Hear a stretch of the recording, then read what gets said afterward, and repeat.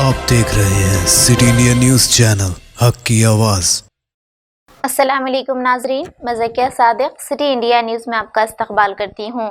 नाजरीन, यूँ तो मुल्क की जद्दोजहद आज़ादी में कई मुस्लिम मुजाहिदीन आज़ादी ने अपनी जानी व माली कुर्बानियाँ दी हैं, लेकिन आज जश्न जमहूरिया के मौके पर एक ऐसे मुजाहिद आज़ादी का आपसे तारुफ करवाते हैं जिन्होंने मुल्क की आज़ादी में तो अहम किरदार अदा किया ही है, लेकिन मुल्क की आज़ादी के बाद दस्तूर साजी में भी अहम रोल निभाया है। जी हाँ नाजरीन, मेरी मुराद मौलाना हसरत मोहानी से है। हसरत मोहानी का असल नाम सैयद फजलुल हसन और तखल्लुस हसरत कस्बा मोहान ज़िला उन्नाव में 1875 ईस्वी में पैदा हुए। आपके वालिद का नाम सैयद अजहर हुसैन था। इब्तदाई तालीम घर पर ही हासिल की। 1903 ईस्वी में अलीगढ़ से BA किया। अरबी की तालीम मौलाना सैयद ज़हुरुल इस्लाम फ़तेहपुरी से और फ़ारसी की तालीम मौलाना नियाज़ फ़तेहपुरी के वालिद मोहम्मद अमीर ख़ान से हासिल की थी। हसरत स्वदेशी तहरीक के ज़बरदस्त हामियों में से थे और उन्होंने आखिरी वक्त तक कोई विलायती चीज़ को हाथ नहीं लगाया। शुरू ही से शायरी का ज़ौक़ था। अपना कलाम तस्नीम लखनवी को दिखाने लगे।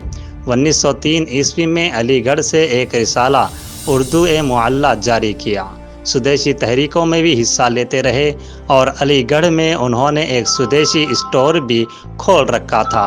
चुनांचे अल्लामा शुबली ने एक मर्तबा कहा था, तुम आदमी हो या जिन, पहले शायर थे फिर सियासतदान बने और अब बुनिये हो गए हो।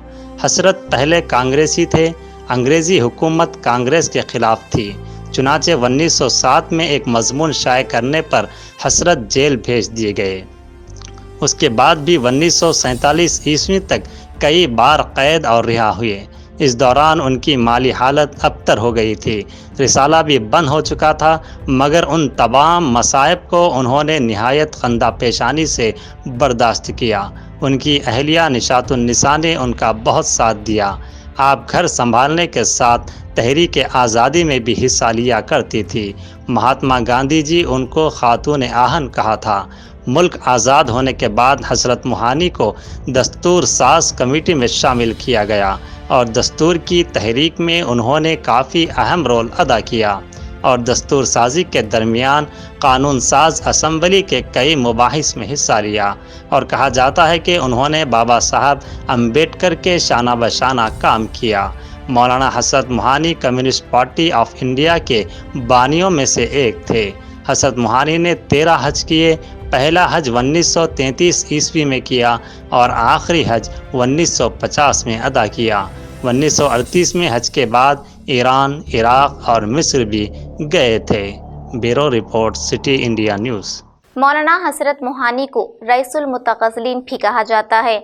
उस्ताद गुलाम अली की वो मशहूर गज़ल चुपके चुपके रात दिन आंसू बहाना याद है, हसरत मोहानी की ही शायरी का एक नमूना है। तो नाजरीन, आगे भी इसी तरह हमारे अकाबिरीन की तारीख़ को आपके सामने लाते रहेंगे। अब मुझे ज़किया सादिक को इजाज़त दें और देखते रहिए आपका अपना पसंदीदा चैनल सिटी इंडिया न्यूज़ हक़ की आवाज़।